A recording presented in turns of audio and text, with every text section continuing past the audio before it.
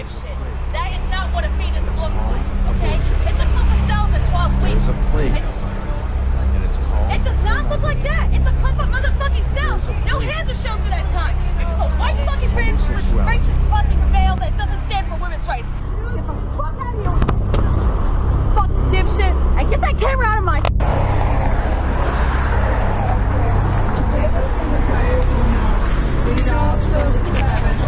Especially those who need thy mercy.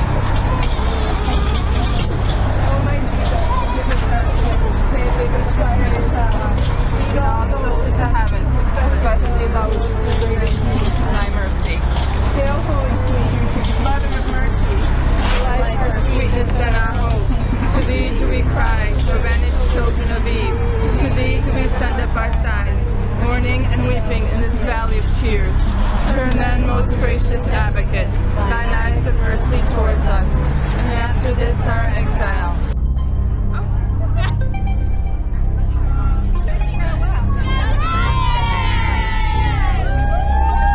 We are here the morning of the march. It is only 9 a.m. Nothing even starts till 10 a.m. and it is packed. You can feel all the energy.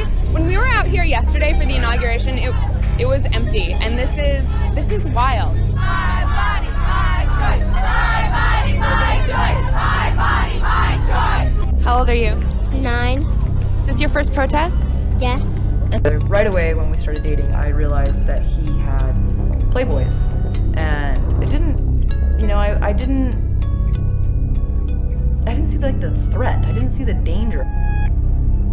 I noticed right away that we kind of had a lack of a connection, and I didn't make the connection at the time, but I knew later on that he chose it over having an intimate relationship with me, and unfortunately, I got the same way, because I started looking at it too. When I started being sort of exposed to pornography, it wasn't in a lock your door, make sure no one's at home kind of way. It wasn't really secretive and hidden. I didn't really feel bad about it. I didn't feel like I was doing something wrong. And people were always sort of surprised, especially like other women, like, oh, I can't believe you let your husband do that. And I'd sort of think, let him do that. We're both doing that.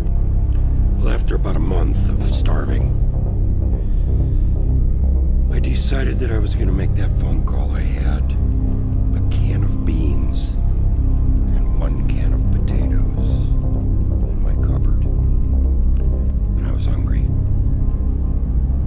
So I made the phone call. They said, be at this place at a certain time. So I jumped on my motorcycle the next morning, and I went. So I remember thinking, what have I done? Someday someone will find out. My mother had no idea. She was completely taken by storm. Shocked her. Hurt her. I didn't know what love was. I didn't even know if I could feel love anymore. I looked at women like objects. America is a different country than it was 11 hours ago. A landmark ruling from a sharply divided U.S. Supreme Court clearing the way for same-sex marriage in all 50 states.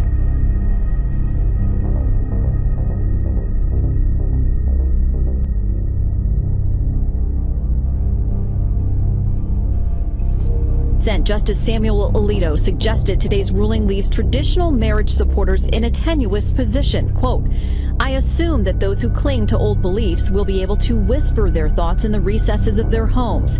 But if they repeat those views in public, they will risk being labeled as bigots and treated as such by governments, employers, and schools. The Archdiocese of Washington issued a statement today saying the court's decision will not change its definition of marriage as between one woman and one man.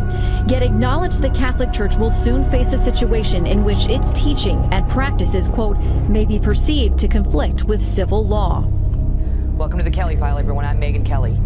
Tonight, a remarkable sight at the White House, which is aglow in the colors of the rainbow, celebrating what the administration calls a new chapter in the history of American civil rights.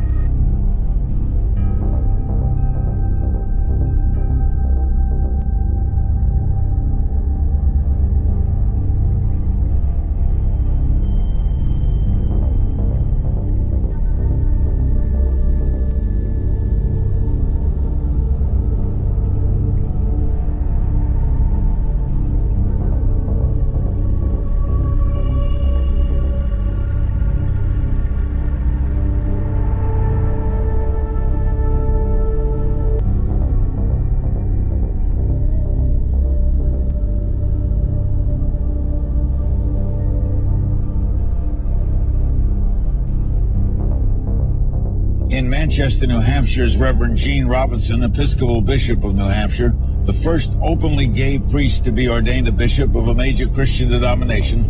He naturally supports same-sex marriage. Reverend Robinson, how are you reacting to this decision? I'm certainly disappointed in the decision as it came down, but I'm also hopeful about this movement that we're in. You know, as a Christian, as a bishop of the church, I know from 1 John chapter 4 that where love is, God is. It says that if we know love, we know God. And I know in my own relationship with my partner of over 20 years, I have learned so much about the self-giving love of God because that's how my partner treats me. And it's why the church values marriage. We believe it's a place where God can show up and where we can learn about that kind of self-giving love and why anyone who loves deserves it. Dr. Garlow, what's wrong with that argument? Well, it's interesting he picks on one part of the scripture and he ignores all the rest. The Bible starts with a marriage, it ends with a wedding of a bride and groom, and all the way in between it lifts up one model, that is marriage is one man, one woman. That is marriage is one man, one woman. That is marriage is one man, one woman. That is marriage is one man, one woman. What is your view? Because it seems to have changed depending on the interview that I've read or seen. What is your view? Is homosexuality a sin in your eyes? Yes, I've always believed, Pierce, the scripture shows that it's a sin. But, you know, I'm not one of those that are out there to bash homosexuals and tell them that they're terrible people and all that. I mean, there are other sins in the Bible too. I think sometimes the church, and I don't mean this critically, but we focus on one issue or two issues, and there's plenty of other ones. So I don't believe his homosexuality is God's best for a person's life. You see, I mean, if I had, say, a friend of mine like Elton John, watching this at home, who with his partner, his civil partner, David Furnish, have just had a surrogate child, which was born on Christmas Day, they're going to be pretty angry what they hear. They're going to think, who are you to call them a sinner? Who are you to call them a sinner? Who are you to call them a sinner? Who are you to call them a sinner? Who are you to call them a sinner? Against such there is no law. Against such there is no law. Against such there is no law. No homos will ever be allowed on this church as long as I'm the pastor here. Never! Say, you're crazy. No, you're crazy. If you think that there's something wrong with my no homo policy, okay, look around. Look how many little kids we have here. They called 12 other pastors that are all against homos, that are all against homos getting married and everything else. They called 12 of them, and they all said, well, we're against it, but we don't want to go on camera because we don't want to be seen as condemning people. They said, we're too busy loving the community than to just condemn people for their sin. No, you're too busy loving yourself and your paycheck and your nice car and your fancy building. That's what you love.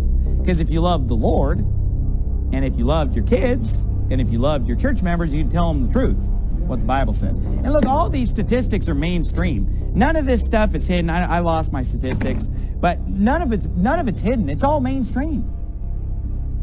Available. Well, why don't you see it on TV? Think about it.